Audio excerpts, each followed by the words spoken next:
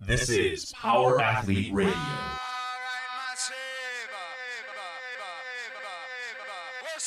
With your hosts, Denny K, Professor Booty, and the Luke Summers. And now, toes forward, hips locked, shoulders set, and retract those scapulars. It's time for some knowledge bombs.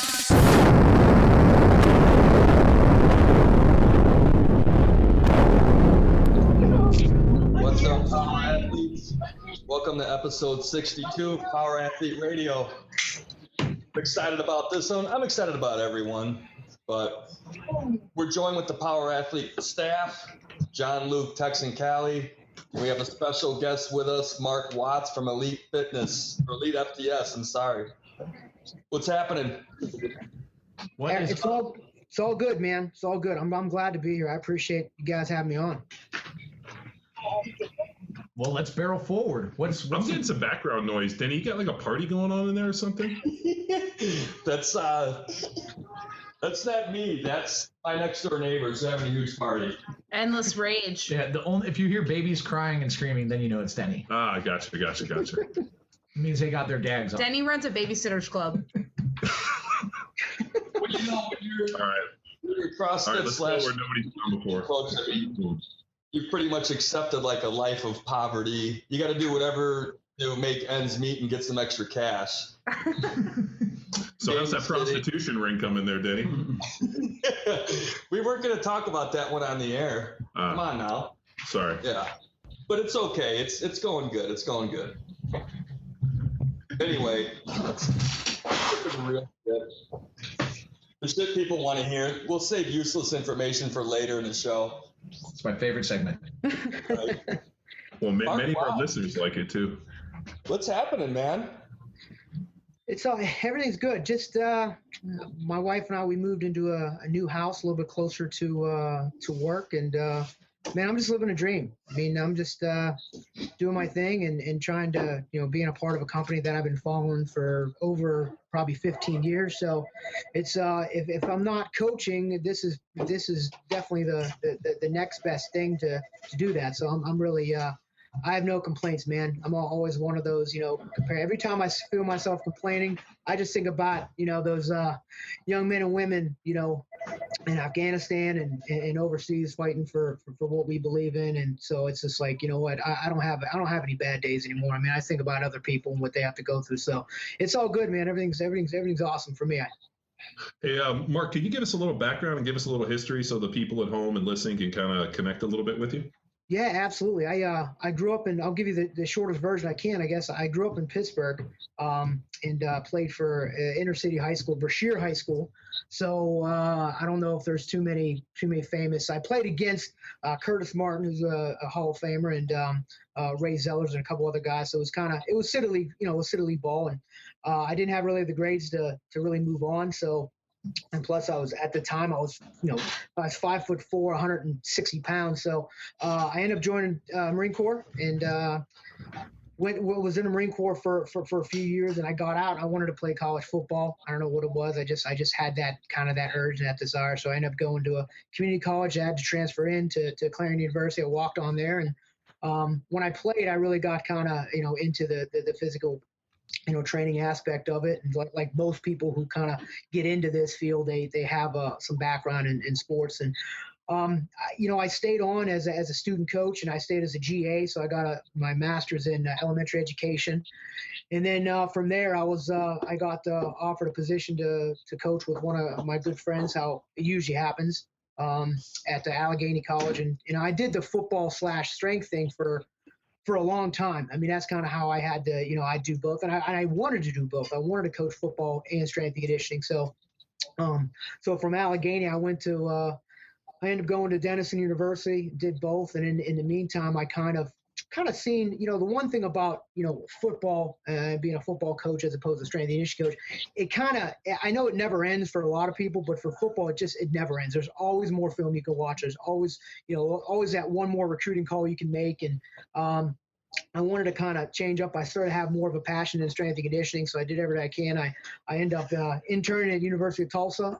That turned into the next year, I was working on another master's, interning at Tulsa, and I was still full time at Denison at one point. So, but that was just kind of what I knew I had to do to kind of get ahead. So I ended up getting hired at West Point as a full-time strength and conditioning coach. And then when my wife's family, they had some health issues, and we knew we had to get back kind of closer to Ohio. Ended up getting a job again back at Denison University. Took a $11,000-$12,000 pay cut. My wife didn't have any income, so we moved back on about $18,000 salary to get back closer to home. And from there, I am still trying to intern, and so I volunteered at Ohio State, did everything I could, and then it was about my 10th year at Denison. It was a year ago. It was we have two little ones at home. I have my oldest daughter's turning 5 on Saturday, and then I have an 18-month-old at home, and I just was not seeing them. I was doing at Denison, I was doing, the whole D3 model. I was doing strength and conditioning for all 23 sports. I was teaching class. I was a D-line coach, special teams coach, director of football operations. I was the internship coordinator, practice supervisor, and it's like, and at one point, I just realized, like, I'm not, my wife told me one day, she said, you know what? You work too long and you don't make enough money to be miserable at your job at all. And I said, you're right. I don't have that right. I mean, if you're going to be miserable at a job, you might as well be making some money. You might as well, at least have some time to see the family. So I made a decision. I emailed Dave Tate. I knew Dave back before he even had Elite FTS when he was writing for DeepSquatter.com. And, of course, I followed Louis Simmons and everything that everyone from Westside was doing, and ended up sending him email. Said, listen, I don't know if you have a spot for me. I don't know if you can even warrant this being a salary position. And I don't even know if I'm the best guy for the job, but this is my plan. And I kind of gave him a kind of proposal we talked about for a couple months, and I ended up getting hired on here about a little over a year ago now. And like I said before, I mean, I miss coaching. I thought, college strength coach was the only thing I'd ever do. But if I couldn't be a college strength coach, and I don't really have a desire at this point, this is kind of the job that I would be doing, being able to, be involved in the education, a little bit of sales, obviously. I mean, that has to pay the bills, but really just kind of getting some information out there and helping, people, because there's a need for it. And I think that, just like your site, there is a need, because there's a lot of just misinformation, and there's a lot of coaches out there that just really don't have a clue, and they need some kind of structure, and that's why it's kind of important to be able to provide that. So that's kind of where I am. I'm just kind of, I held on as long as I can being a strength coach, and I really literally had to tap out. So, but it's been the best thing for me. I get to see my little girls, and that's that's worth it, just in that. Nice. Well, that definitely was the short version. I mean, when you're going through the stuff, I'm like, man, if this, you probably got about 3 podcasts just in this. I mean, yeah. So, I mean, it's always interesting when people start talking about being a strength coach, and they have this idea of glamour of working with these athletes. And then you talk to people that are actually in the profession, and you're like, you need to go intern and really see what this is like. And, I remember Tex talking to me about it and being like, I'd like to go out and intern some schools. And I'm like, it'll be the best eye-opening experience of your life. And he went to Texas and then came back. And actually, I think he called me the first day he was there and was like, oh my God, I can't believe this. And it always kind of blows me away, especially, being an athlete and seeing it on the other side, and then, dealing with the personalities. It's definitely interesting, to say the least.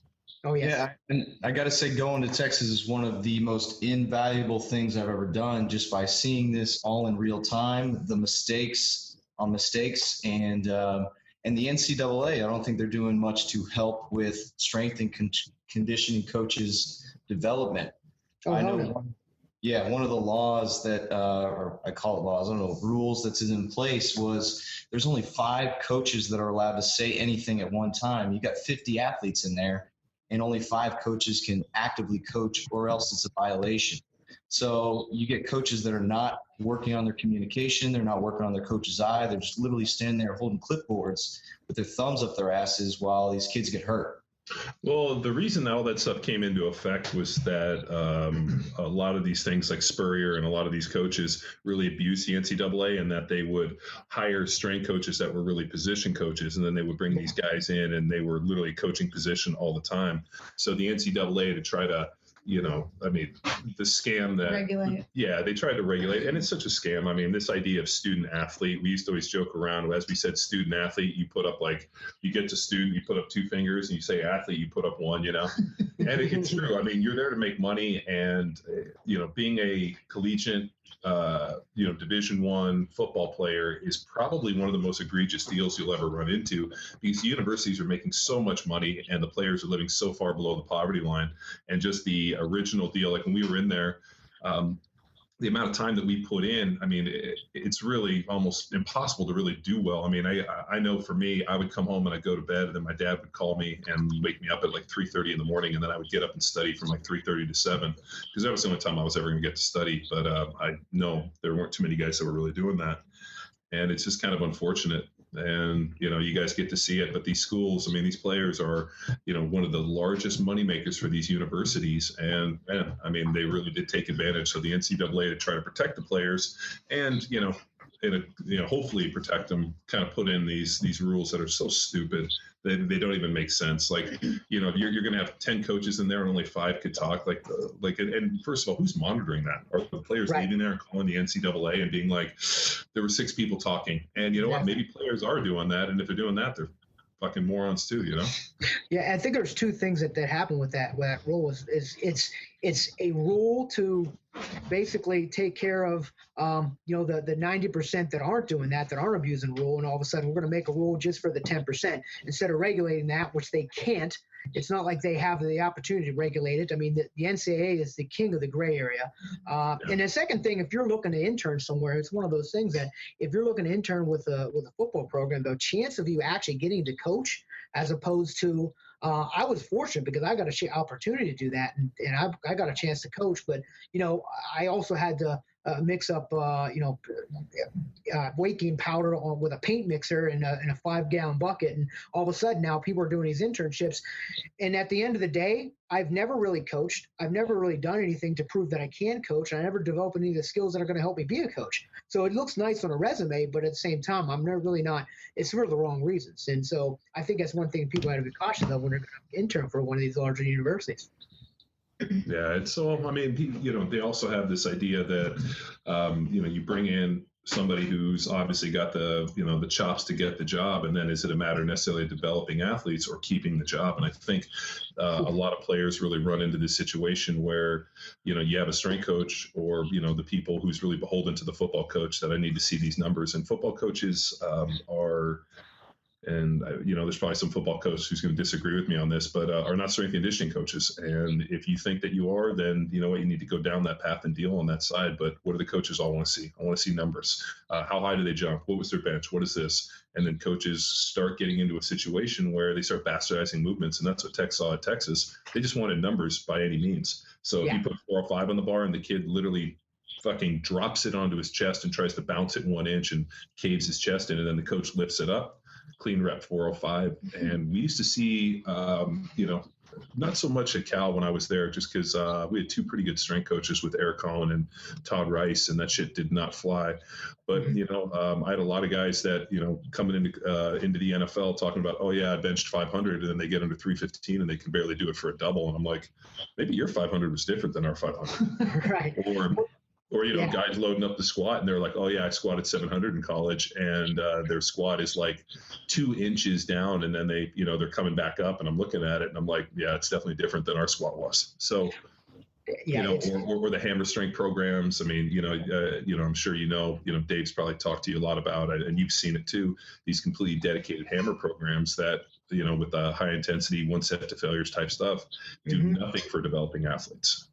Yeah, it's and I when I went to West Point, I mean that's where Arthur Jones did a lot of his studies with the cadets, and because it was a good situation and stuff. But yeah, it's one of those situations where you have to try to find the similarities, and there are some. And I think anytime you have anybody that goes to absolutes with any of their programming, I think it's a mistake, and it doesn't matter for what it is. I think if you're not combining some methodologies, I think it's kind of a mistake. And it reminds me, what you said, John, reminds me of something that Vern Gambetta had said, is that strength and conditioning is still one of those professions that we still have not figured out, as long as we've been doing this, have not figured out how to evaluate our jobs. Like you said, do you base it on numbers, Well, that's going to set you up for, you're teaching the test. You base it on injury rates. What basic quantifiable data do you have to really say, okay, you're doing your job? There's no wins and losses behind your name. There's so many other factors. Well, for us, and especially at our seminar when I go teach, really the only proof that I really put into any program is, was the athlete successful on the field? Everybody wants to always stand up, and we've had, for years, coaches come in, oh, I got a kid that can do this, I got a kid that can do this, and they want to give me all these numbers and percentages, and I'm like, I really don't care. What did he do on the field? Did he earn a scholarship? Is he All-American? Did he go out? How did those skills that you supposedly honed in the weight room allow him to translate it on the field? Because I played with guys that were weight room warriors, and they went out and they couldn't play dead, and what did it get them? And so when we get in and really start talking about how do you evaluate your strength and conditioning program, did your athlete move better? Did he, was he able to take the skills that you presented and you taught them, and then be able to apply that in a practical manner and use it on the field? And if you can come in and say, hey, you know what, I came in with this team, they were 0-10. The next year they were 6-4. The next year they were 9-3. Then the next year they were 10-1. They won a state championship, and we had 10 guys go get Division I scholarships, where 4 years ago we had nothing. I mean, that's assuming the coach is that patient and you have that longevity. There's so much turnover. That's the story I want to hear more so than some guy comes in and I know for you guys too. I mean, that's really what this stuff is about. Like when people start talking to me about strength conditioning and training kids, I'm like, there has to be an end goal. Like be driving that kid. If he wants to get a scholarship, he wants to go and play at the best, then the training has to be represented to get him down that road. But that sort of qualitative thinking requires understanding of the system. And I think that's where quantitative stuff, like people all understand numbers, it's universal. Sure. Okay, more is better, essentially. But to say, okay, did that person get better? Well, how are we measuring that? Performance. Well, how do I know that they're performing well? It's like, then you clearly don't understand. Yeah, it's true. You just can't see the movement. You can't understand the training, and I guess that's where, even this weekend at our seminar in Indiana, that guy was hung up on the equation. He needed to understand the equation because everybody else has an equation. Those people are one-dimensional. I think Tex said it one time, pretty well. We don't care if you can take the most elite at their sport and, somehow prevent them from becoming injured and just allow them to succeed as they naturally would. What about the mediocre ones? What about the ones that are kind of middle or bottom of the barrel? What did you do with those ones? But our focus is so much on the already naturally talented. Actually, Tex stole that from me. No, hold on.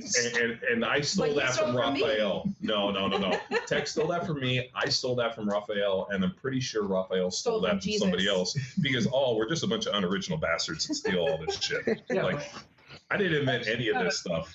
You kind of talked about that in your strength and conditioning article you posted on the Power Athlete website, part 1, about maybe focusing on the backups.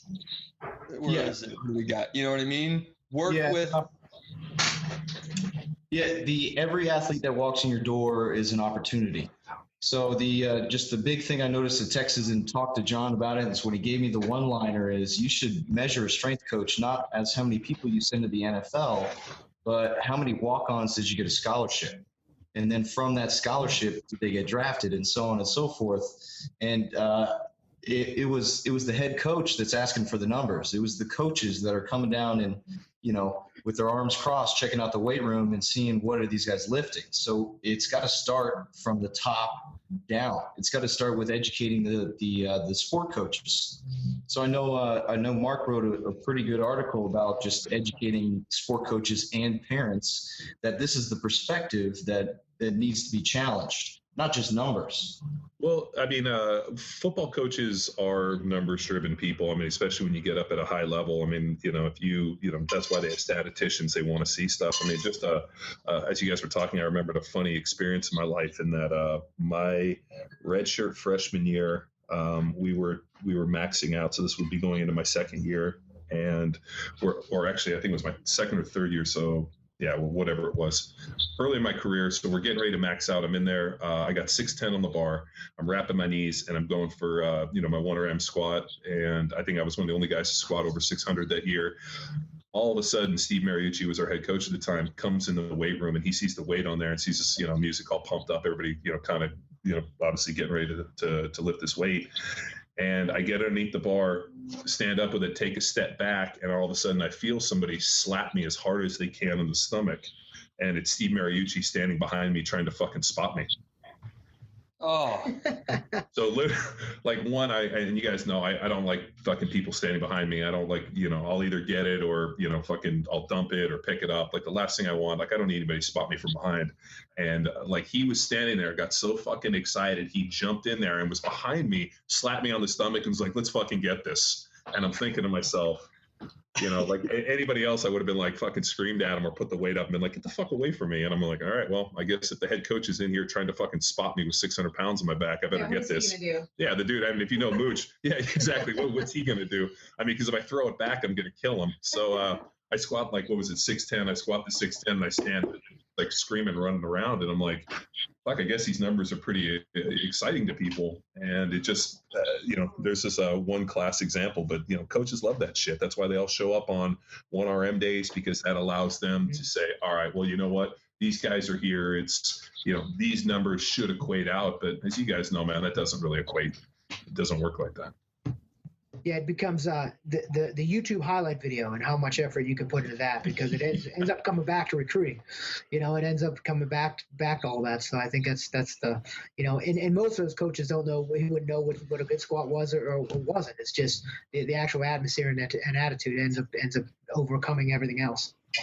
Well, I mean, if you ever really want to see bad technique, look for, like you said, look for those YouTube videos that the coaches post of their players doing 1RMs, and you're like watching this, and the coach is usually the guy who's screaming and yelling and hooping and hollering the loudest, and he's not doing shit.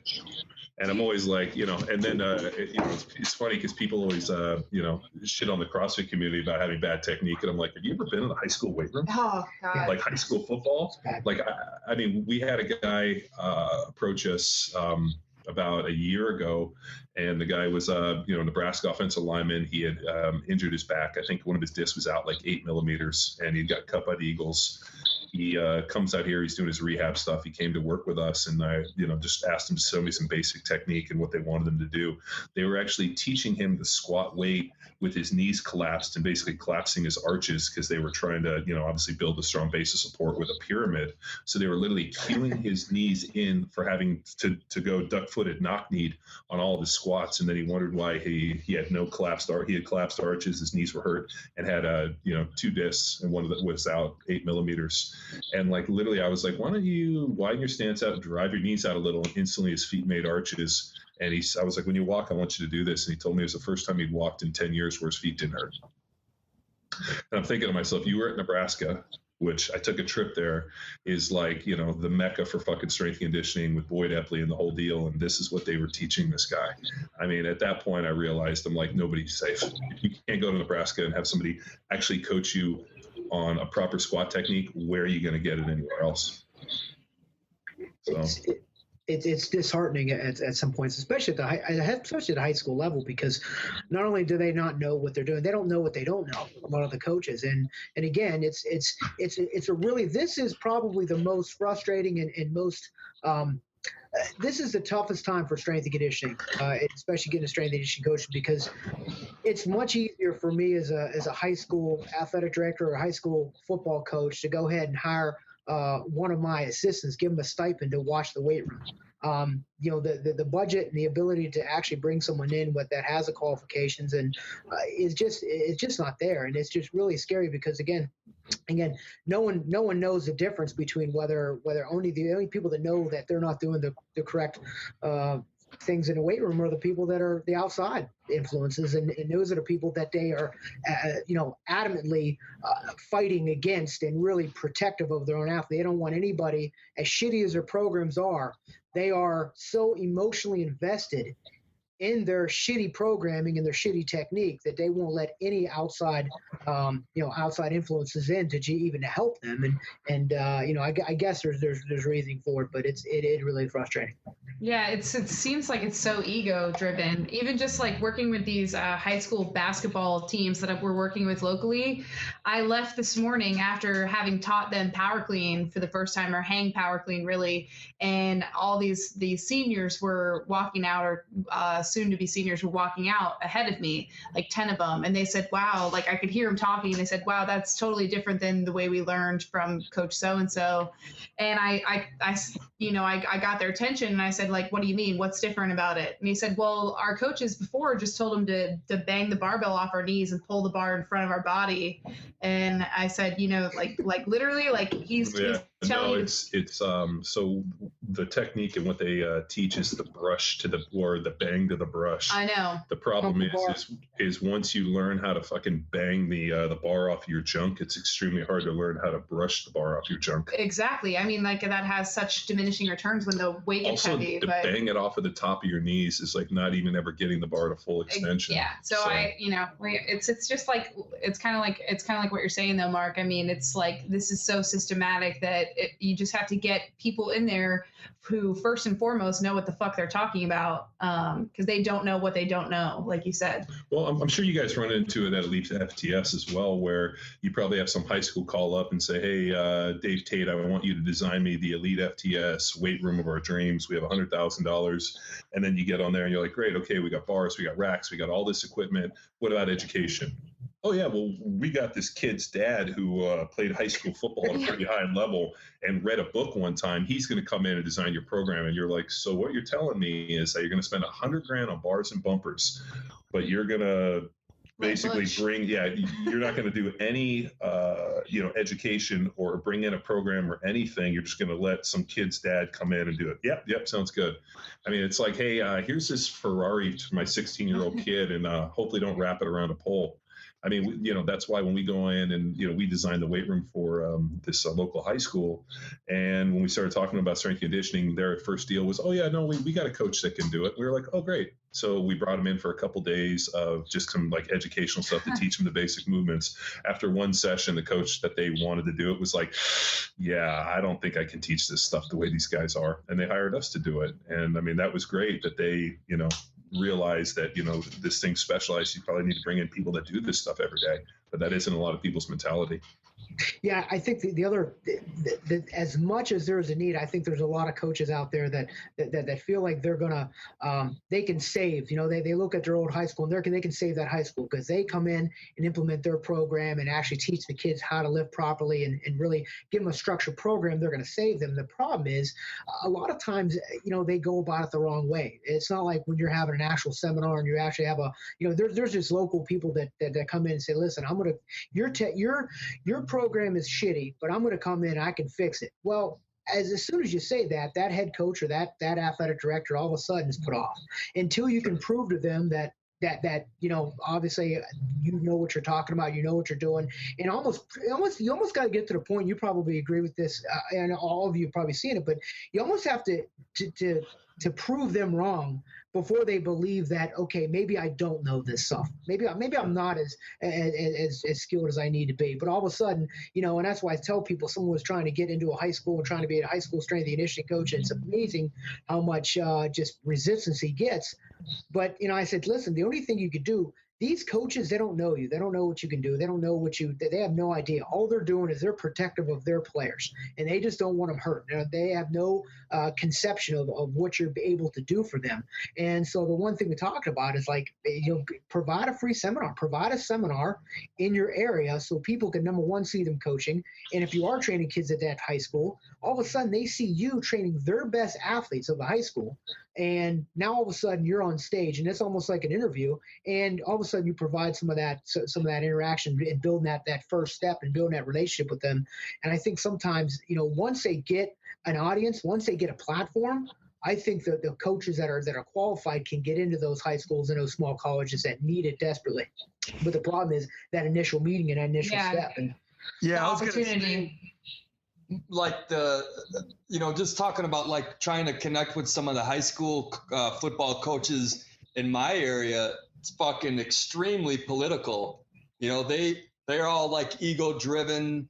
They have their own off-season program. They don't need you, or they're telling their parents like, oh, don't spend the money for your kids to go to XYZ performance in the off-season. As long as they follow my program, they're going to be fine.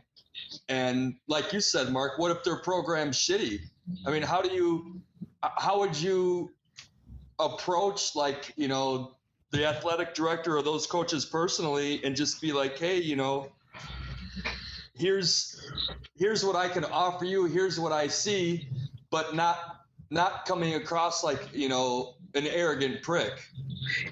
It's tough, and it's very tough. It's exactly what you're saying. It's very political. I think one of the first things you have to do is probably bypass football altogether. I think in certain areas, football is so ingrained, and again, in Ohio, and there's certain states that are just, I'm California the same way, Florida, Texas, they're so ingrained in the program, and they're so they're such an important, and I think I heard you say this, John, that that the team, people suffering together is what really creates that bond. And I think that even though that those kids working together might not be the best workout for the football coach, it's the most important thing to have the whole team together in the summer to do that. And I think that's the hard part. I think sometimes if coaches would open up a little bit and try to approach the sports that probably need it as much as anything. Maybe not, they don't necessarily see the connection between physical performance and on the field performance, like sports like your soccer, your lacrosses, your some of those sports that maybe not go hand in hand with basically strength and conditioning.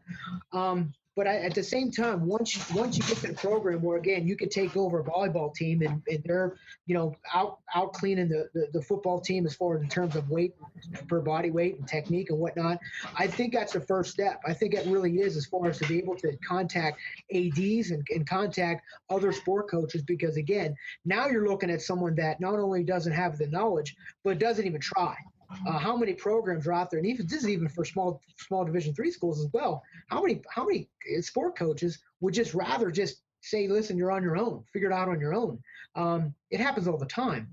And I think sometimes, getting in the back door with some of those other sports. And again, some sports are tough. It's tough to get into baseball. It's tough to convince those kids, they've been coached by dinosaurs, and they don't see any kind of relationship between, it's like, it's one of the articles I wrote about baseball and strength for pitchers. It's like, listen, if the strength wasn't important for baseball, why do they test for PEDs? If it's not important for baseball, strength and power is important for baseball. If it's not important for all those power sports that you guys always talk about and really try to address. So I think that, getting going through the back door because of football one, that's a tough one to break. It really is, especially in certain geographical areas. About a year ago, I got an email from a guy that follows their stuff pretty closely, and he is a cop up in Bullhead City, Arizona, which is like Laughlin area. And he emailed me because his son is a pretty accomplished quarterback. The kid came in, started on varsity as a freshman and was tearing it up. And, he was kind of asking me some advice because he was getting letters recruiting and doing this. And the dad looked at what his son was doing at school after, training in our program and, obviously following our stuff for a long time. And he's like, what my son is doing looks nothing like what you talk about on your website. You talk about the programming. It's not really meeting any of the demands or really any of the requirements of what you talk about being a solid strength and conditioning program. So, wanting to be proactive as a father, he went and checked out. I think he found some coach that we had worked with and went down to his gym and said, hey, you know what? I really want to implement this program with my son. And I think, he's got a ton of scholarship interest already. And I really want to be able to catapult him to the top. So here's a father being proactive. So he takes his kid in. They start training, they start using the program, just some basic linear progression. The kid starts making some really good gains. The head coach and strength coach at his high school catch wind of it, call the father and tell them that if he doesn't quit what he's doing, taking him somewhere else, they are going to blackball his son and not play him his senior year, thus killing his scholarship offers or killing his scholarship opportunities. I'd like to say that that's not common, but it's probably a pretty common practice. It happens a lot. Yeah. So the dad emails me like, help, what should I do? Like, can you call these people? And my comment, and I actually played the story about when I was in high school. I went to one high school, and then after my freshman year, that high school closed, and they combined all three high schools in my area to make one super high school. Mm-hmm. The high school that got closed that I went to, they did not select that football coach to be the head coach. They made kind of some deal where, the one high school, so we had to go in and play for our biggest rival going in. And my whole high school career, everybody that was good at my high school trained with this old power lifter, a guy named George Zangus, who actually invented the super suit and the knee wraps. So he was Marathon Nutrition and was super famous guy, U.S. Thompson or U.S. powerlifting coach, Thompson Powerlifting. And we trained in Zangus's garage from the time we were 14 years old. Well, these guys didn't like the fact that we did it, and it was only for select people that were, had an opportunity to play after high school. So there was a lot of negativity about it, and there was some attempted blackballing. And I remember all of a sudden, my buddy was worked in the office for first period as some stupid extra period deal, and he told me, he's like, yeah, man, all these letters keep showing up, but every time I walk in, I see the coach throwing them away. And I was like, well, dude, you got to grab me those things. So he would go in and grab them, and I filled out the letters and sent them back because my coach wasn't real happy about me not training there. So, I mean, there was something where I almost potentially got screwed out of some stuff because of this, weird rivalry and just fucking small, petty people. And so when the guy asked me about it, I told him the story, and I was like, here's the deal, man. Like, at the end of the day, your job is to get your son as far as you can on this path. If he already has a good future in this, you know what? Put him into that system. I know it's going to be for the worst, but the last thing you need to do is have a college scout walk through the door and have your high school football coach say he's not a team player, the kid's a fucking asshole, his dad's an asshole, and you don't want to recruit him. Because you know what? The high school coach or college coach is just going to go off what the high school coach says. So you know what? Tell him to go train with his team. It's not going to be as good a program, but at the end of the day, what's the end goal? Get the kid a scholarship if he's already got interest, let's go down that road. And it isn't what the dad wanted me to say. I'm sure he was like, hey, give me the number. I'll call the guy up and motherfuck him. I'm like, dude, that's not going to do anything. Me calling the coach on the phone and fucking screaming at him is just going to hurt you even worse, So, and we run into it a lot. People guard these little fiefdoms. They guard their little kingdoms. This is my high school, and everything that rises and lowers under my banner is in my control. And the last thing they want to do is hear somebody come in that knows something. I mean, we were just down in Texas, and we had a couple high school coaches come and see us present. And the coach left, and he's like, I don't know how to implement this stuff, but I love it. Like, can you help me? And we're like, yeah, it's basic, it's simple.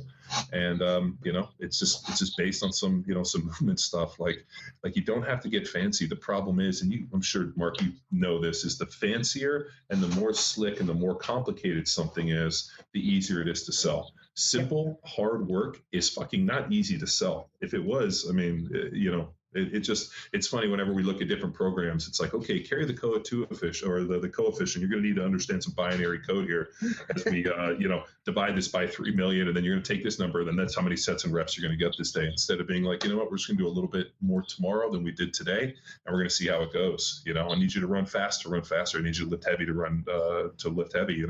It just blows my mind that it's a pretty simple process, especially when you're talking about such young athletes. But yet people want to overcomplicate it, and it just fucking bums us out and pisses us off. And coaches always want to, the coaches and trainers, especially when they're trying to sell something, they always want to make sure that they have something in the bag where they can keep things, because again, the more information I can withhold, the more you need me, the more I can give you. And I think it's almost got to be the opposite. Where, listen, here's everything that I got. And this is as simple as it can be. And it's almost to the point where coaches are almost afraid. Online trainers, I mean, it's almost an oxymoron. It's like, they want to be able to provide training, but they also don't want you to get to the point where you don't need them anymore. And like I said, I understand the high school thing with, like I said, I know that, if you're a head high school coach or a head college coach, and the buck stop with you. So, you want to get to the point where, okay, if we're going to F it up, then I'm going to fuck it up the way that, so I know it's my responsibility and it wasn't anybody else. But at the same time, if you really care about your players and your athletes, you're gonna do everything you can to kind of learn as much as you can to get them involved. That's for sure. Yeah, that's a weird thing, is like, as it becomes more apparent just through my own experiences and hearing everyone else's experiences, it's so bizarre how, I don't know if it's an age thing or if like these guys are trying to relive their glory days or somehow harness some control late in life. But it's this weird human instinct where these guys, these coaches, just want to have control over the destinies of these kids, and it's I guess think natural. you're talking about high school football. I just think you're talking about people in general. Well, it is people in general. Sure. I mean, dude. But this is one facet. That's where kind of it's like I hear my grandma talk about how, you know, every generation has gotten weaker and weaker and weaker. You know, when she was a kid, everybody was poor and they all had like 5 or 6 jobs, barely got by, went through the Depression. Then you get my parents' generation, and my grandma probably looked at them like, well, they have it made. You know, I say the same thing about the kids I see now. All the kids are overweight, playing fucking video games. Dude, Denny, like it's getting shittier and shittier and shittier. Denny, I completely disagree. Dinosaur coaches are like, well, some young guy comes in and is like, hey, you know what? I freaking got some good ideas. I'm a passionate strength coach. And the guy's probably like, well, what the fuck do you know? You're Generation X or, whatever. No, I don't think I think this generation's fucked. I'm scared for my kids. And I tell my wife this all the time. I'm like, I would not want to grow up and be young with social media, Facebook, all of this computer bullshit. Like, hell no. Like I'm so glad I grew up at the time I did when we would ride bikes and our favorite day was throwing rocks at each other and throwing rocks at cars and then running. And I mean, it was like, okay, we had one telephone in the house, like dude, we watched TV but only until my mom yelled at us, and then we left until she stopped yelling, which was many hours. But it's like now it's like, like we have to like our kids can't play outside, like apparently you want to talk about hard work, instilling values of hard work. It's like this like the younger generation you're talking about, John. It's like, what the fuck are they going to know about hard work? Well, apparently you can't curse at high school basketball players. So. Oh, Callie got reprimanded for dropping. You can't hurt anybody's feelings. Everybody gets a trophy. I did not get reprimanded. No, but I mean, I think like maybe there's some element of truth to what you're saying, but also I just think that in general, like you just want to be in control of your little world, regardless of if you think the person can help or not. You're just like, fuck you, I'm going to do it my way because I think that comes down to insecure people. I mean, totally. The people that I've run into that are, like have to guard everything. And sure, it's micromanaging. Micromanage. Yeah. Just probably are, extremely insecure and have really small genitalia. Yeah, and they're usually like, fucking like penis, like an elevator or like a light switch. I mean, because we run into it all the time where we get like micromanaged or deal with people that are just so controlling, and I'm like, what is it? Is this insecurity? Yeah, do you because want to hug? Should we hug? Is what I'll just tell that. But you just look him in the eye and be like, do you need a hug? Yeah. Like, let's hug it out right now because, this fighting, it's getting emotional. Anyway. Well, it's one of those, with the, it's the old adage, it's Woody Hayes thing. It's anytime you give someone something they don't deserve, you actually ruin them a little bit. You actually make them less of a man, less of a woman. I think Buddy Morris, he's on our Q&A and he just answered a question someone asked about, the same thing we're talking about how, this generation is kind of, like you said, they're kind of fucked, they're privileged, but yet they're not going to be able to learn the hard way like kind of we did. And he said, it's kind of like musical chairs where when we grow up, like, you're playing musical chairs with 30 people and there's 29 chairs or 25 chairs. And you know what? That it's life. It is what it is. And nowadays it's almost like you're playing musical chairs. You might have 30 kids and you have, 40 chairs just in case some kids want a different chair. They don't want to sit next to someone else, or they want to sit next, they do want to sit next to somebody. And all of a sudden now the choices in this generation is really, it's really tough, and it's really one of those things. And you got to change the way you coach, because you're in a situation where, some of those kids now, if you own your own business and you can just say, listen, I'm training you at my facility. If you don't do it the way I want to do it, then I don't need your business. But there's the other side where, you're not responsible for their playing time, and all of a sudden they show up and you didn't choose them. They're not paying you to train them. They show up and they're stuck with you as a coach. And that relationship and that communication style has got to be a little bit different. You can't, the rah-rah stuff is, like I said, as much as it is a tough battle, because you can never give in, and you got to make sure that every kid you see, every kid that you work with, they earn everything they get. And that's one of the things my mentor said is, like, you value all people, you praise all effort, but you got to reward performance. And I think that's the one thing that's why strength and conditioning is so important. A structured strength and conditioning program is so important for anybody, any young kids, and sports in general, I guess, but really that's strength and conditioning, because there is no gray area. There is no subjectivity. There is no batting order or playing time or no opponents. It's you and the bar. It's you and the stopwatch. And there's no bullshit. And if you have the lowest vertical on your team, then you have the fucking lowest vertical on your team, and there's nothing you can say about it. It's all on you. And that's why I think strength and conditioning is that's why I think I gravitated to it, because, again, there's no bullshit. It doesn't matter if you're dealing with 11-year-olds or 30-year-olds. This is what it is. And I think that's the one thing that sometimes we miss. We do our best to try to keep that subjectivity involved and make excuses. And as soon as you do that, that's the excuse maker. That's the one thing that gets in the way of development, and not just physical development, but just overall development of these young people. Because don't kid yourself. Every kid you work with, you're not just getting them to have a better clean and bench and run faster. You're doing a lot more than that. And that's what you have to all know.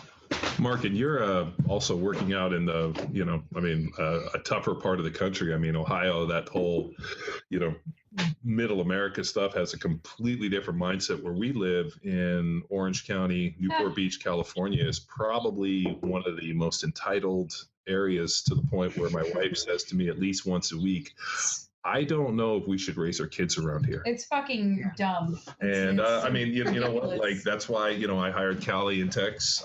Those guys are obviously from the East Coast, and Luke's from the Midwest. Having, grew up out here and then lived all over and seen it. It's, but I mean, I'm fearful. I mean, the girl down the street, for her, high school graduation, her parents took her and 20 of her friends to Europe for 2 weeks, all expense paid, flew them all over there. I mean, shit like that, where you're like, I mean, the dad's telling me, and I'm looking at him and I'm like, oh shit, are you kidding? Because I think for my high school graduation, my parents kicked me in the ass and told me to get to go to school and get out of here. Being a kid. Yes. Yeah, I remember I graduated high school and I'm like, am I free to go? And I never came home. So it's, I don't know if it's a different generation, or maybe it's, geographical or whatnot. Because, I mean, we still run into coaches and parents that, want their kid to, work hard and train. I mean, Tex told me a story the other day. He's working as a strength and conditioning coach for a local high school or a private school. And he brought the kids in and just did some basic mobility, stability work. I mean, just our initial prep, just to try to figure out who they were. And he got emails from the parents, and the kids came home and were upset that they weren't lifting weights. So the parents emailed him and wanted to know why they weren't lifting weights. And I was surprised, but I'm not. I was trying to imagine my parents, like, if I came home and told my mom would be like, shut the fuck up. Like do what the fucking coach tells you. I don't have time to send an email about just be at school. I'll be at home, and don't call me. Walk home. Yeah. Hopefully you get hit by a car, But I mean, it's true. I got 3 more just like you. Yeah, exactly. You got 2 brothers. So you were a mistake anyway. That's always great when you were a kid. Your mom's like, you were a mistake. I'm not fucking be glad you're here. And you. Like, I'm not going to write an email because you did something that was hard, that wasn't lifting weights. Like, what a whiner. Oh, well, Tex, tell us a story. I feel like I'm telling your stories. I hate doing that. So it was day 1. We essentially did warm up number 1. We just taught the dead bug, Spider-Man, seesaw walk, and did some sprint skips and stuff. So wasn't challenging, except for the kids that, sucked at it. So not even 30 minutes after the day, I hadn't even left the high school yet, I get an email from this kid's mother. And it was just this kid's expectation was bang some weights, yada, yada. You there? Tex McQuilkin? Hello? Man down. Oh, man. Are we off? We back? So do you want to finish that story, John? Because I think that we lost him for a sec. Yeah. All right. Can everybody still hear me? I'll text him. you. Yeah. Okay. Hold on. Let me do the text. And then I get a email from a parent. Okay, I'm kidding. So the way it gets is he gets an email saying that this mother was like, the kid thought he was going to be banging weights, and there was a certain expectation, and it was not met, and the mother wanted to know why Tex did not meet her son's expectation, which I think is hysterical that a 14 or 15-year-old kid has a certain expectation when he comes into a strength conditioning program. I remember being 14 or 15 and having no expectation other than the mere fact that we were going to go in this room with these heavy things and lift them. So, and I watch fucking YouTube videos. I'll tell you, I fucking blame it on the internet, dude. This fucking internet thing. I cannot wait until this fad called the internet ends. So we just Mark, I was reading your article, like, you fuckers have it easy. I love that article. Yeah, it's true. The internet is to blame. About the same thing. And even like my experience with just like doing Flex magazine workouts or Muscle and Fitness, it was like, man, how am I going to expand on this? Like even in the early 90s, I don't have money to go to fucking West Side and, or reach out to these, other people who kind of knew what they were doing, and now just go on YouTube. Denny, see, this was my favorite story about West Side. When I was in college, we got the Louis Simmons bench press videos. And because we all had this goal to try to bench press 500 pounds. So somebody bought the Louis Simmons videos or had them.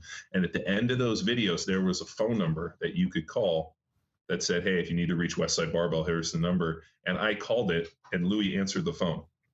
And this is like 1990. This is the weirdest thing ever. This is 1996, and then it was like 20 years later, or whatever it is, 15 years later, when I travel out to West Side and meet Louis, and I'm like recounting the story. And obviously, those of you guys that know Louis, like he kind of gave me this confused look and was like, "I don't remember." And I'm like, "Well, yeah, okay." I mean, so the moral of the story is, I call Louis on the phone. And I'm like, "West Side Barbell," and Louis like, "Yeah, this is Lou."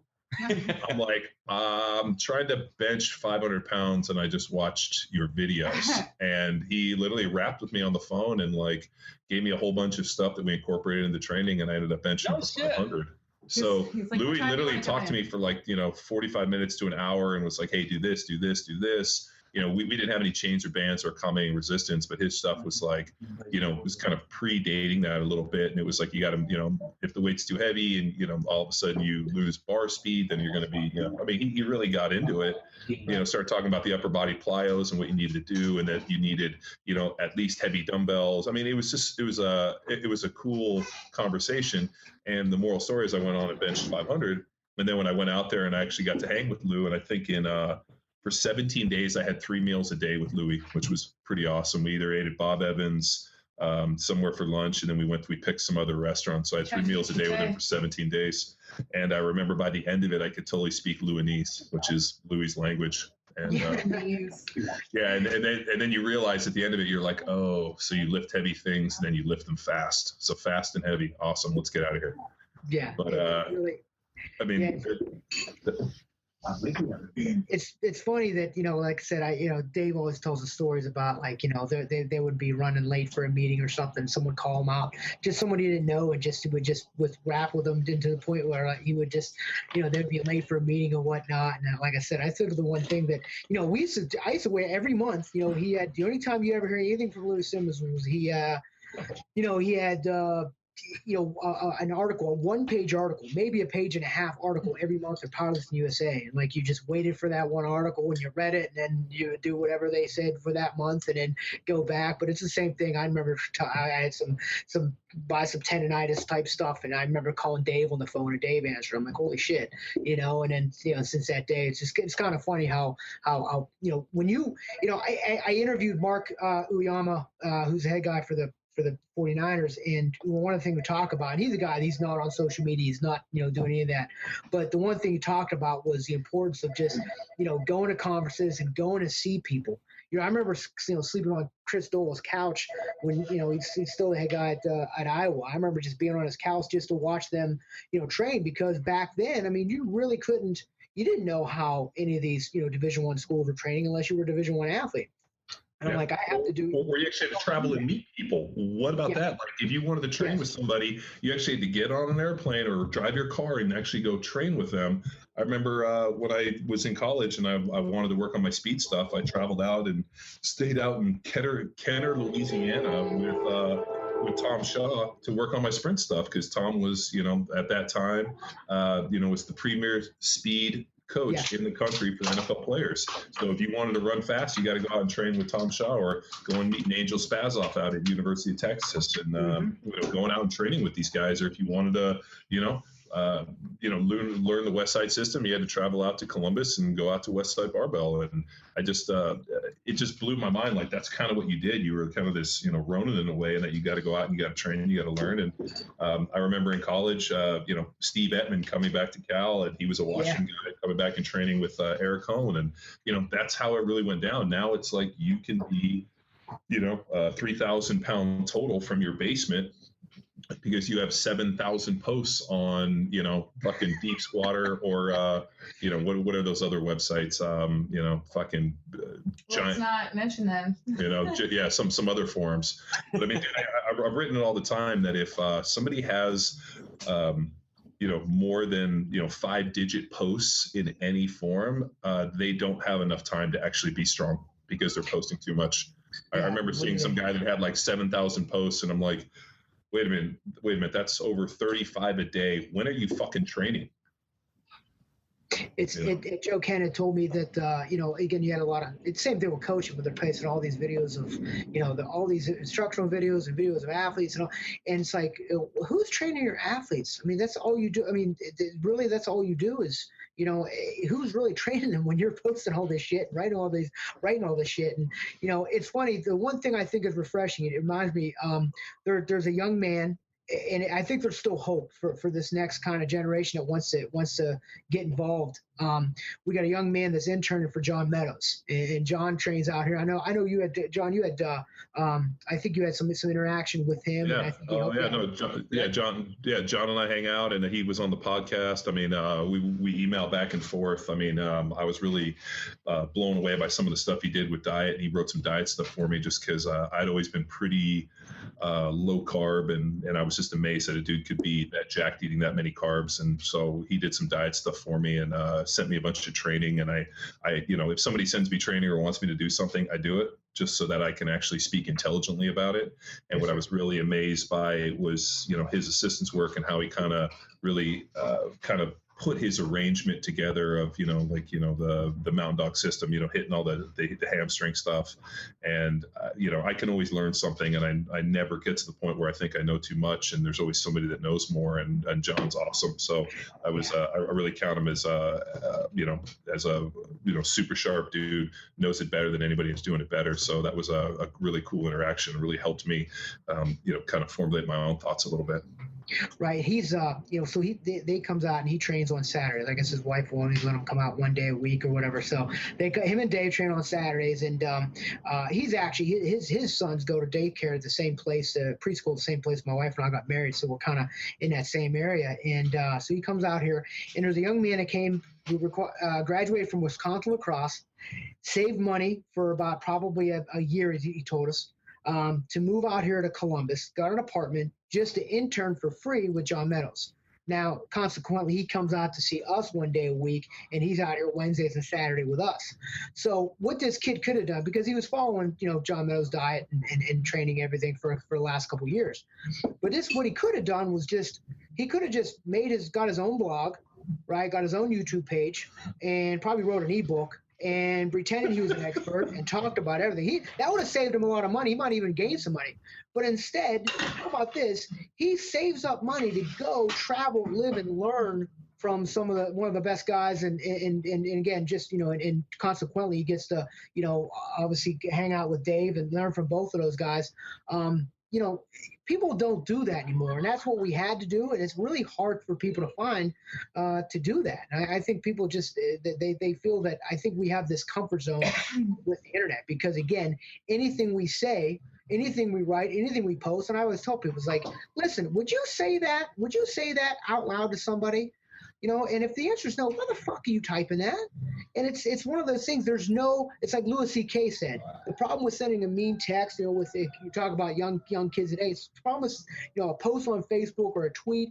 You don't get any immediate reaction, so you don't know how people are going to respond to that. And all of a sudden, we get like cold as ice and just immune to any kind of and personal reaction that we have for any of our actions online. It's really just it's really alarming. So it's nice to see that there are some people that understand that you got to get off of your keyboard and actually talk to people in person. It's like I was almost afraid with you got college graduates, you're really witty when you type your Facebook statuses, but when I talk to you in person, motherfucker, you can't even look me in the eyes. It's it's a person, it's one of those things I think that really is disheartening, and I think that hopefully it'll change. And I think it's and that's why I think coaching in this country, coaches and teachers are the two positions that everybody thinks they can do better. Everybody thinks they can teach their kid better than their teacher. Everybody thinks they can coach better. But I think it's the two most important professions in this country because it's the one thing that you have to actually earn everything you get.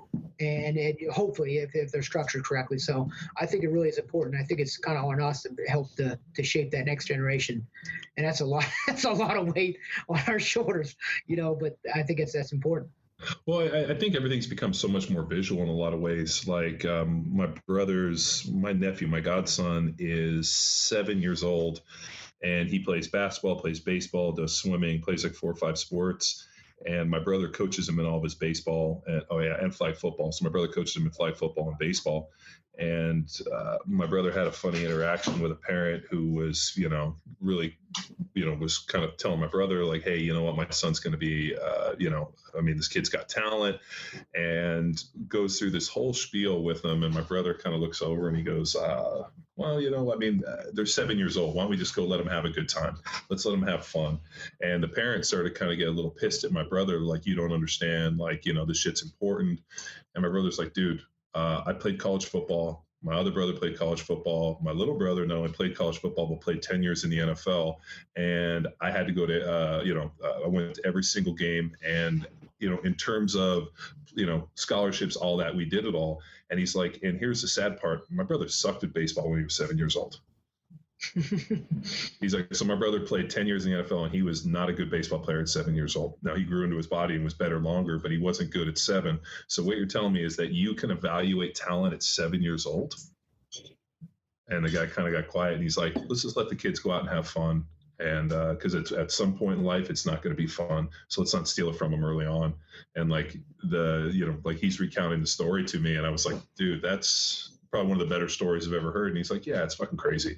It's the people that never got there or, all of a sudden are going to live vicariously, where he's like, you know what, if, whatever happens, but it's just, yeah, I think people see how visual it is. They see all the money, the rap videos or the, music and the, TV and the internet, and they want that for their child, and that's fine. Everybody wants great things for their kid, but fuck, man, it's a tough road to hoe. I mean, you think in the last 20 years in the NFL, less than 15,000 guys have played in the NFL, and I think less than 1,000 played longer than 3 years. Well, and kind of in keeping too with what Mark was saying and sort of what you're saying is there's a persona, and there's a persona that we apply to athletes as well as a persona somebody has on Facebook or whatever their social media avenue is. And then there's the real stuff. There's the real person behind it. There's the real work or lack thereof. And it's just so funny how we glamorize these personas when without really having any knowledge or understanding of what really did make up the person, the athlete, whatever. So, or if they're even credible at that. So. Youth sports is tough, and that's a great point, Callie. And I think it's tough because it's become a showcase. It's no longer about development and having fun and really just becoming a lifelong, being appreciative of the sport itself. We try as hard as we can to get kids to fucking hate sports. Because it's almost I need to get my baby a scholarship. It's he's 11. What are you talking about? And all of a sudden now it's about the showcase. And you look at if you're looking at club soccer and hockey, and my nephew's played hockey, and the amount of games that you play on a weekend so they can get this showcase. They might play 4 games, right, of soccer. And if it's the weekend, we're talking about real sports though, Mark. Just kidding. Just Just kidding. All right, pick it. I mean, pick the sport. You look at hockey. I mean, my nephews, they would play 5 games in one weekend. That's not skill development anymore. That's survival. You're going to, you play AAU basketball tournament. Yeah. Toward the end of the tournament, that's just survival. And and part of the problem is that the way that youth sports are structured nowadays is like, think of a little league baseball player, right? Think of a kid that might not even play in the outfield. How many balls do you think that if your young kids playing little league baseball, how many balls do you think they really get hit to them? Right? If they're playing shortstop, maybe a couple. If they're playing an outfield, maybe a couple. So all of a sudden, I'm going to play over the course of a weekend. I'm going to play 4 games, and I might get 4 balls hit at me. Well, no wonder why the kids aren't getting better. Yeah. We don't practice anymore, and all of a sudden, it's a different model for people to develop. And it's like, it's like the same thing for if you're looking at powerlifting, strongman, you're looking at all those different things. If you have someone that competes every single weekend and they're or basically once a month even, they're really not developing those weak points that they need to get stronger. So no wonder they're just recapping the same things over and over again. And that movement pattern just kind of never changes. So it doesn't matter if it's a strength sport or regular sport. It's frustrating because those are the type of things that we're not addressing. And the actual physical development, the things that matter, really aren't being addressed. It's about showcasing the kid instead of, like I said, and at some point, when do we stop with that? Yeah, that's an interesting point. And I think about that too when I talk to people who are getting into strength and conditioning sort of late in their life or getting into strength late. Mm-hmm. And you talk to them about upcoming meets that they're having. They're like, I got a meet in June, and then I got another one in September. And then after that, I'm going to do another one in October. And, they're all powerlifting meets or whatever. And, why? How often do you compete? It's like, well, twice a year. Why would I compete more than that? Or, it's right. Like you have to give yourself that time to really focus on, like you said, the holes in your training, attack those holes. And, there's a lot more that goes into it, I think, than people like you just going out there and playing your sport necessarily. Like that's excellent. But like when you're dealing with such specific movement patterns or such specific positions, then, you have to get some exposure there. It's in football probably one of the it's such a different animal because that's the one sport that you really can't play. If I'm a college football player, I might have, if I'm a Division II or higher, I might have 16 practices of spring ball, and then I have in season. And the longest time that I have to train, the longest period of time I have to train is in season. Other than that, I might not have more than 6 to 8 weeks at a time. And the problem is it's the one sport that I really can't. I mean, I can run patterns, we can run skelly, you can run 7-on-7, you can do stuff like that, but you really can't play your sport except for that time in season. So that's probably one of the main reasons why physical development is so important for especially because it's a contact collision sport, but because you can't play it all year. Because you have to optimize it, to optimize that, Exactly. Huh. So what would you say, I mean, just curious, what would you say is your best advice for like somebody who is, I guess, sort of in keeping with what you were mentioning with the kid who's interning, who moved out for a year? What would be some of the advice that you give them to kind of pursue that type of excellence in this field? Do you have some like pillars that you prioritize or like things that you try to tell yourself as you move forward with your career?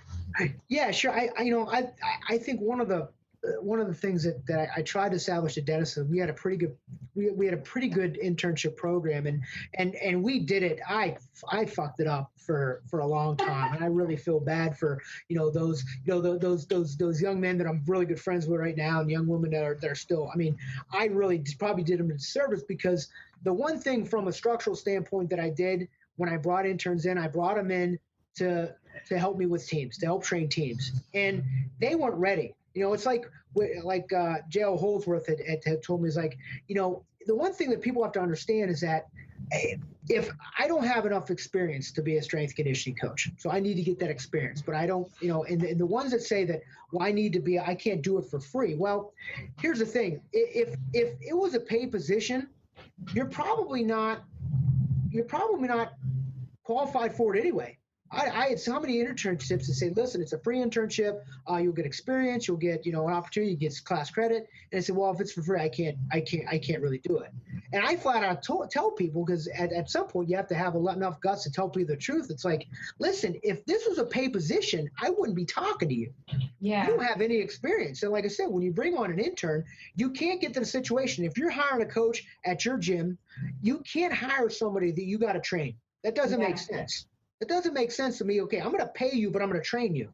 Right. It doesn't make sense. So I think that people, and it's starting to overflow into the private sector, where they're starting to intern at the private sector to get that experience. Okay, now you're going to be a hireable person. I can basically hire you. But the one thing they have to be careful is if you're not willing to do it, to volunteer and to be an intern, I think it's a tough situation. I think you probably got to reevaluate really what you want to do. There's a hell of a lot more coaches than are coaching jobs out there. Sure. And with these military, and all of a sudden now, you had a lot of military jobs that are opening up, and a lot of coaches were making that transition. A lot of good friends I had. Now they just went through two sets of cuts. So all of a sudden now, that basically that overflow for strength and conditioning at the college level, at least, is being decimated as well. And I think that, the one thing about interning is that once you start an internship, make sure it's the one you want to do, because once you start it, you have to finish it. Because here's the situation. If I do an internship and all of a sudden I say, you know what, this really isn't for me. Well, if I figure that out after a couple weeks or a couple months, well, not only I can't put that on my resume. I don't have that as a reference. So I just wasted all that time volunteering for free, and I don't even have it on a resume anymore because I never finished it. So it's almost to the point where once we had interns start, they had to finish, because listen, you're going to do all this for what? For nothing. So I think the main thing with an internship is to try to learn and try to absorb as much as you can. I think with young people, they have to make sure that, okay, I'm gonna work for free. So I need to be able to save my money to be able to get to or I have to get a part-time job, or I have to be able to live with a friend or whatever, or live at home to be able to do this internship. And the problem is that people can't wrap it around their head. Like, listen, if you want to be a strength coach, you might have to actually save. You might have to pay to work. Yeah. Yes, definitely. And my wife's like, she tells people every time I have, I'm fortunate enough to have a lot of young people that are trying to get into it, a lot of kids that I've maybe been a mentor to. And my wife's like, tell them to stop, tell them to get out of it. And it's like, I don't want to ever tell anybody with their, to not pursue their passion, but you better be damn sure that this is what you want to do. And once you get there, I think the most important thing, I think that for an intern is that they have to, obviously you're going to try to know what you don't know, and you're going to make sure that it's a learning experience. But the other thing is that too many times when they do an internship, they have to understand that every single day they're there, every single hour you're working is a job interview. And what happens too many times is that they go and once I get a full-time job, I'll do this. Or, hey, once I get my own team, I'll do this. Once I'm not an assistant, I'll do this. And it's like, be big time where you're at, because this is maybe your only opportunity. When people go back and they're going to hire you, they're going to hire you not on your resume or not on what you know or not on what fucking YouTube videos you watch or who you've been associated with, but they're gonna judge you on your work that you did. Yeah. Whether it was an intern, and whether and it doesn't matter whether if you get an opportunity to coach, then you have to make the most of that. And you have to, and it's a tough situation, because there's two things you have to do as an intern. You have to acclimate yourself to what they're trying to teach you and what you're trying to do, but at the same time, you have to try to develop your own coaching philosophy. And everybody asks me, it's like, what's your coaching philosophy? It's like, well, I'm still working on it.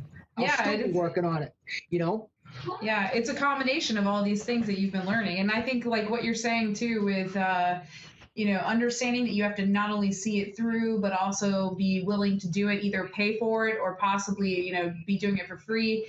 It creates, what it does is it creates a barrier of entry for people who are just either do it because they think it's cool or do it because they're extremely passionate about it, and that financial barrier of entry is going to be a stopping point for a lot of people who are just doing it because they think it might be a fun, 6-month period or whatever. And, it creates a selflessness. So I think it sets the tone for being selfless about coaching and knowing that this is not about you. This is not about you being in a paid position. It's about learning. It's about learning and then imparting that knowledge on others. And you know, it's also a good mirror of the real fucking world, which is when you get to a strength and conditioning position, it's not going to pay. Like, you're not going to be driving around in a Range Rover necessarily, you know, like if this, you don't just suddenly get like a driver and,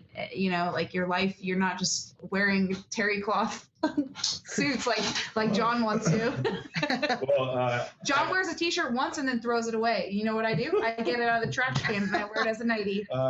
So I, after seeing some of my staff decide to go off the rails with some of their travel outfits and their personal grooming Not standards. Me. Yeah. So I got on the internet and I was looking for like Run DMC terry cloth warm-ups so we could create like old school like 80s like, you know, some travel uniforms. Yeah. And these guys ixnayed it. They were against it. Yeah. I don't know. I'm like, Callie, I'm like, who doesn't want to be draped in terry cloth or velvet? I would be draped in velvet. Yeah. No, that's great. That's great advice though, Mark. I think that's awesome. And actually we have a question that is pertinent to the subject matter, which is from Taylor Smith, and he wants to know that internships really don't exist, he says, in Canada. How do I go about applying one for the U.S.? Well, I'll tell you one thing, Taylor. We get emails all the time, and I think that's probably unless there's some sort of formal announcement about an internship and they have an application process, the best way to do it is to cast a wide net and send personal emails to them. So don't just send a personal email that says why specifically you're looking at that training system. Yeah, or whatever. just don't fucking CC everybody you want to go and say, CC, sir. To whom it may concern. Oh yeah, because we get those and we're like, we definitely do. And then the other thing too is I would highly recommend, if you want to work with a specific coach or a specific training system, go there in person if you can. If you have the ability to go to wherever it is, show up in person, shake their hand, make eye contact, show them that you're passionate, take it seriously. And then if they still say no, come back again and like a couple weeks later and just be like, listen, I listen, baby, my mind hasn't changed. Has yours? Like, you know, like, it's just like, we need to make this happen. I want this, you know, and then just start, you know, try to get your foot in the door that way. So people will take you a lot more seriously if you put that sort of effort into it. Well, yeah, my advice, and that's great advice to start with, Callie. But I think that the first questions you have to ask all the time is, number one, Taylor, do you like money? Number two, do you like sleep? You know, and I think if the answer is no to both of those, I think you're in good shape. You're in the right profession. But you know, I think coming from, he's got a little bit of a barrier because coming from Canada. But you're right. When you send out those resumes, treat it like a full-time job. Treat it like a job that's going to pay you whatever $100,000 a year, and that's how you approach those positions. And I think that, you know, every single email you send should be just a personal. You can copy and paste most of it, but the individual stuff, you have to make sure that again, cover letter is individual to the position. And before you start sending out to everyone in the country, I think if you have any connections in the States, so I know I had an intern from Ireland, so I know that when he got here, we set him up with an apartment. We got him a part-time job at a pizza shop. He ended up doing a great job for us, but you know, he had some huge obstacles coming from Canada. I don't think there's any kind of, I don't know if he needs a work visa or whatever, but I don't think there's any issues with that. But I think that you have to know, again, where are you going to live? And if you have no connections in the U.S. or know where you'd like to live, then you have to go through and say, okay, well, these are the places I would like to coach. I would be cautious about Division I schools that are, because of that 5 coach rule that we had talked about previously, because again, you don't, sometimes with the smaller schools, especially smaller Division I, the FCS schools, some of the Division II schools that, you know, a lot of times you're going to get an opportunity to coach. You might learn from some of those guys, and I think that, you know, you have an opportunity to kind of coach. I think that, you know, there's a list of guys that I think that, you know, their internship programs are probably pretty extensive, and you're going to get a lot out of it. And there's some that you might just be a gopher. So you have to make sure that you find the right position as well. Treat it like a full-time job. contact everyone you can. But again, some of the websites that they'll have it, I mean, I think that, I'm not trying to plug anywhere else, but the CSCCA has, they'll have a couple internship, that they'll post on there. Football Scoop's another one that they'll have some internships that are posted. And then really social media, as much as social media can be an evil, it can also be, a really good tool for a lot of people to, I know that Donald Boucher down at Citadel talked about how to use social media for an advantage. I think when you're talking about connections, I think that's one of the most important things. I think coaches, college strength coaches always want to be able to, they want to talk shop. They want to talk. They don't, anybody that wants to ask them questions about anything, I think most of them, 90% of them are honored to do so. So I think that when you reach out to coaches and you kind of start to build those relationships, I think it's huge. And I think really you got to go to as many conferences, clinics as you can. That's an excuse to travel. If you're traveling down to a clinic in Chicago or wherever it may be, make sure that you're coming down and make sure that you're meeting and networking as many people as you can, because that's your way. I'm not saying that I'm not going to plug one conference or one clinic or another, but that's the way that you can meet up with a bunch of people that have the same interests that you do, and a lot of people that will be able to, that you can connect with. So I think that that's one of the things to go to each individual school or each individual, private training facility and make connections is tough.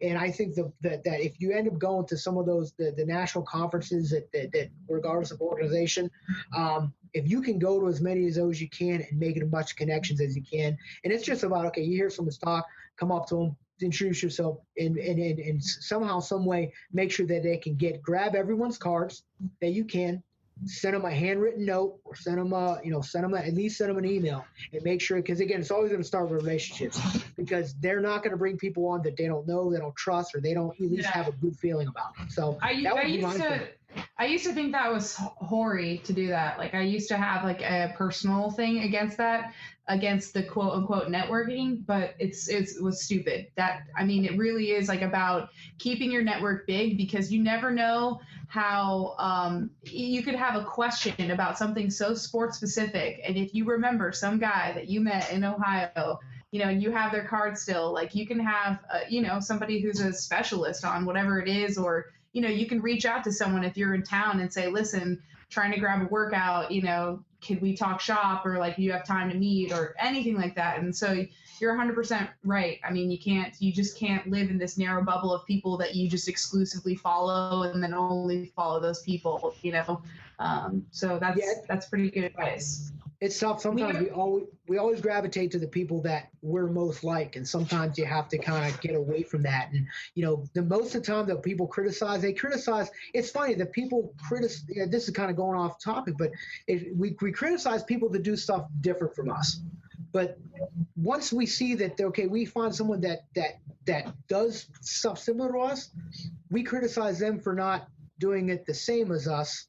And it just doesn't make sense to me. It's like, what are we all butthurt about as far as when it talks to philosophy? And I think that, the more you can open up to different avenues and really, again, and that's what, the people that are in that bubble are the people that really have a tough time, just because there's so many different communities. And again, what you're seeing too is that those communities, those separations between strength sports and organizations and whatnot, those lines are kind of blurring. And that's the one good thing about social media as well, too. When people really think about it, and if you look at a workout from top to bottom, you're going to see so many more similarities than you are going to see any differences. And I think that, people, just like you said before, I think it's people get more ego involved in. And a lot of those lines are being blurred a little bit. I think it's a good thing, because I think we can all learn from a little bit from everybody. That's a positive way to kind of conclude the show, because it's a good message. It's a good message for sure. Adds a little depth to Power Athlete Radio, which we oftentimes lack. But what? But we've been on rapping for over an hour and 25 or so. I know. So Kelly, you just gotta let it flow, though. I know. I was letting the creative knowledge. Yeah, when it starts dropping, I just sit back and take it all in. I love the passion. Yeah, definitely. And I so look forward, Mark, to having you on again in the future, as this is really good dialogue. I mean, I think this is one of the best podcasts, if not the best, that I've sat in on. So I really, really appreciate you taking the time to chat with us, to give some of your personal experience as well as your advice to anybody who's kind of in the same boat that you are. We know it's such a challenging position coming from the world that you were in. So. Well, I'm honored to be on. I'm honored to be able to talk. And anytime I can talk shop, and like I said, I've been listening to the last couple episodes, just trying to get acclimated. I've been following John for a while now, ever since he started things up. And it really is an honor for me. And like I said, anybody that I can I can help. I'd love to do it. And like I said, I really appreciate everything you guys are doing. You guys are doing a great thing. With Power Athlete and everything that goes on with it, and your fight, you're really trying to fight that fight and get people educated what they need to do. So again, that's definitely commendable. Thank you. We're the mighty 300, and everyone else is just Persian. All right. Well, we need to wrap things up. Just to updates. We had a couple of questions, but we touched on them. And then in terms of seminars and recaps, I mean, we are now entering the July season, which is essentially games season 2014. And that's pretty much what's on our agenda through July. Everything sort of revolves around the CrossFit Games. And so we will be there for every day at the games. If anybody's interested, I guess it's in Carson again, is that right? Yeah. And but beyond that, if people are looking to attend the August cert, I know we have listeners in Australia. We're going to be there 23rd, 24th in Australia, and that's in Perth. So look towards that. And then I believe Vancouver as well in the beginning of August. So look for those certs. But that's pretty much it from our end. Anything else, guys? That it? Uh-oh. Can you guys hear me? Yeah. Okay. Yeah, I appreciate you having me on. Thank you very much. Cool. Denny, we're out. All right. I think Denny's off. Anyway, Mark, thanks again, and we'll talk to you next time. Good catching up. Great. Thank you, Callie. Yeah, take it easy. You too. Thanks. Bye.